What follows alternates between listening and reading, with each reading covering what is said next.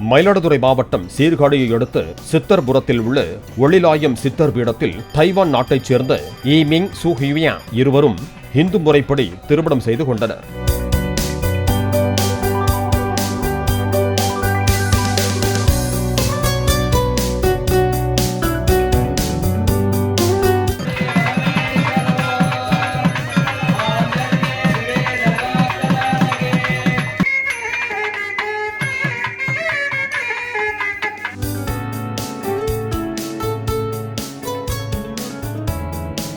அம்மி மிதித்து அருந்ததி பார்த்து திருமணம் செய்து கொண்டனர். தைவான் நாட்டிலிருந்து வந்திருந்த இருவரின் உறவினர்களும் பட்டு வேட்டி பட்டுச் சேலை அணிந்து தமிழர் மரபுப்படி மணமக்களை வாழ்த்தினர்.